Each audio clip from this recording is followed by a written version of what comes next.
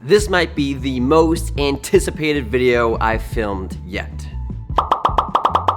A tour of my art studio, aka the art section of my garage.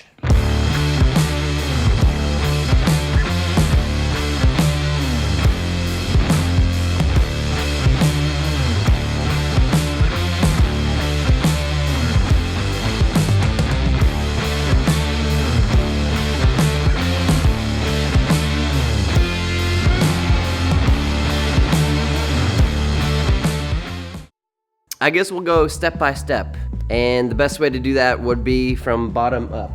I'll show you the bottom of my workstation first.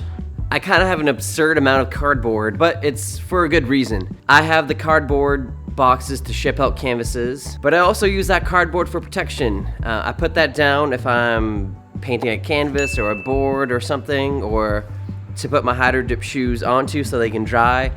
Cardboard is used to protect the ground and make sure I don't get spray paint everywhere, which is very, very handy. Or I could use the cardboard to make contraptions like this, which I used in the thrift art video. That's how I got those lines right there. So I'd use cardboard to make my life easier. And using cardboard to ship out canvases or ship out shoes or ship out really anything. And I use those like little air pockets as protection to make sure nothing like, breaks or damages on transit.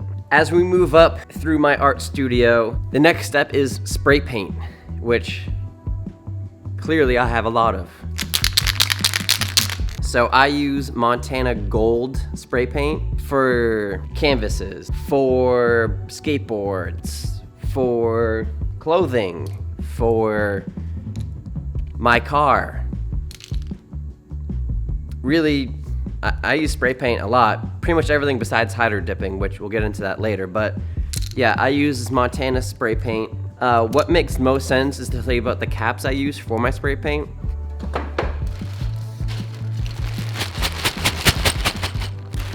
I've got this big bag of different nozzles you can use, and what it comes down to is I use 3 colors. This tan one comes standard in all Montana spray paints. It's kind of just like the average spray. This dark green, this is ultra fat, which will give a bigger stroke. And we have lime green, which is the ultra skinny, which gives you a skinnier stroke. I'll show you the difference right now.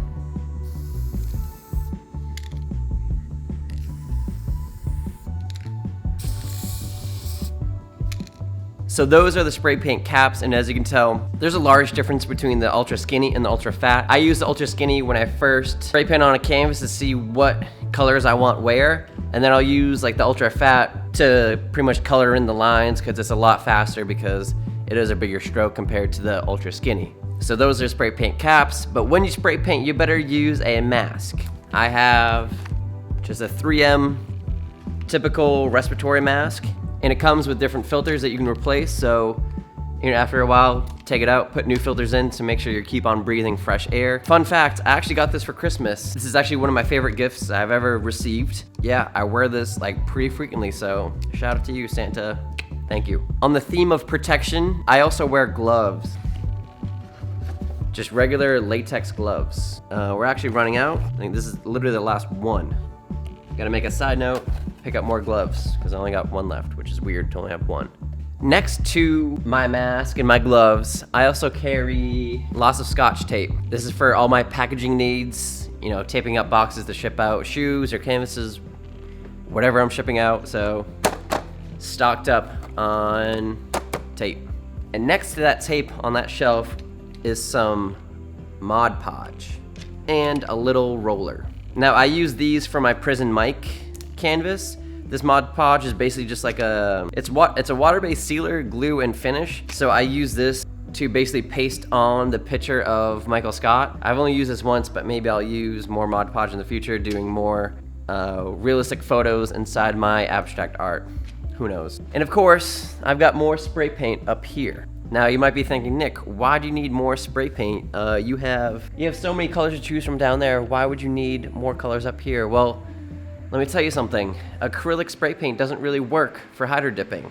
I learned that the hard way. My first ever time hydro dipping, I sprayed it, and the spray paint got it formed a thick layer of paint, and it wasn't malleable, it wasn't liquidy, it was just like solid. So I learned that regular Rust-Oleum, well, I got a cleaner one.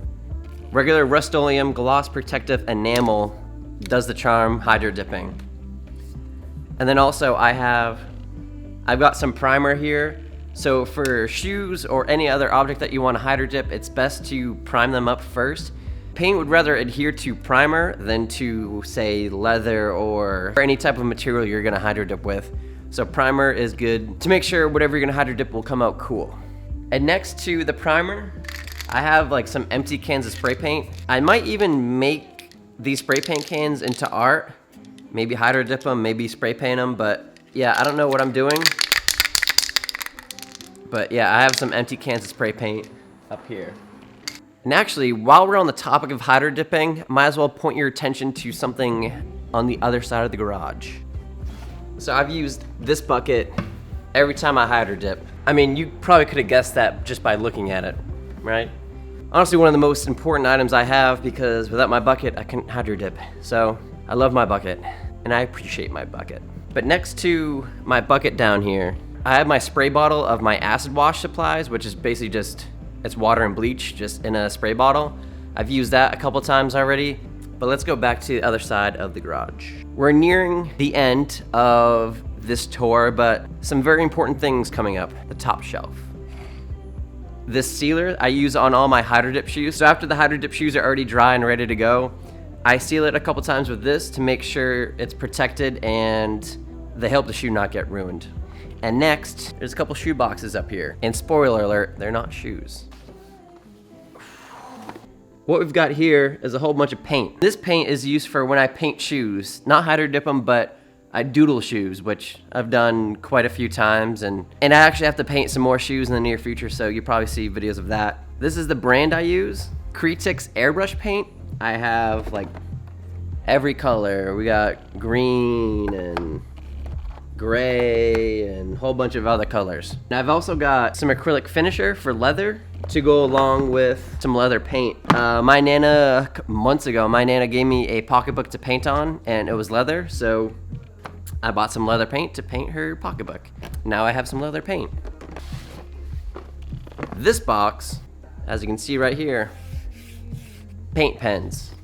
These are all my paint pens. I use Montana paint pens. This whole pen is filled up with paint, and the tip is made of it like a sponge. And so when you press down on it, all the paint leaks through the sponge, leaving you a big paintbrush almost. So this is a size 15mm paint pen. I also use 2mm paint pens. And then also, I only have one of these. This is a 30mm paint pen. I've only used a couple times. And then of course I got my normal Sharpies and everything like that, and some pencils and stuff. But yeah, this box is predominantly just my paint pens, which I'll show you the difference between 2mm, 15mm, and 30mm.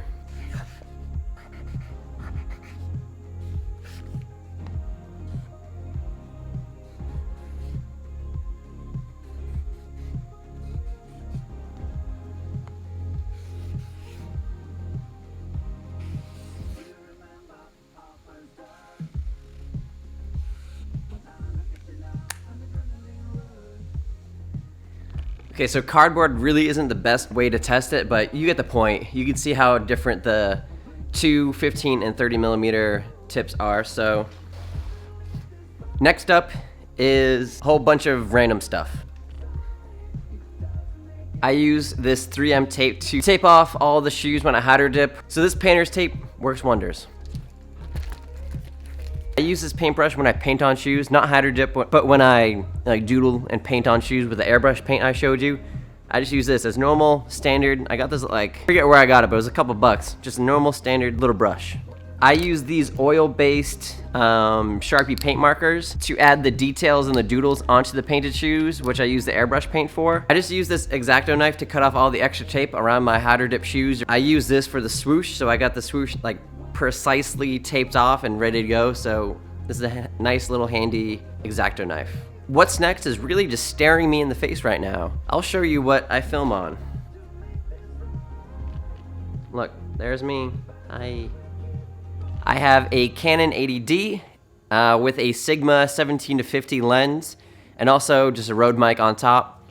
Pretty basic. It's like the standard YouTube camera, I would say, that Canon 80D, but it works wonders for me. For the first 2 years of my YouTube, I used my phone and I used my GoPro. It wasn't always painted like this. This is the aftermath of all my hydro dipping, which I've done way too many times now. But yeah, for the first 2 years of my YouTube career, I used my phone and my GoPro, and I made a bunch of videos, and it wasn't until like year 3 I got like upgraded to a big camera. So if you're worried that you don't have a nice camera or anything, it doesn't really matter. If you're making good content, then it doesn't matter. Use whatever gear you have around you to start making videos, and then once you're ready, you can upgrade to better equipment. But I also have this DJI Osmo Pocket. As you can tell, I got a little bit of paint on it, just like my GoPro. Just what happens when you're an artist, I guess. But I'll use this Osmo Pocket as a nice side angle, or if I want to try to get some B-roll or something. Has like some nice stabilization, so you can use that. So it's a pretty cool little gadget. But that does it for this video, my art studio tour. Not much of a studio, more just, like I said, a section of the garage. But with all that being said, your boy's out.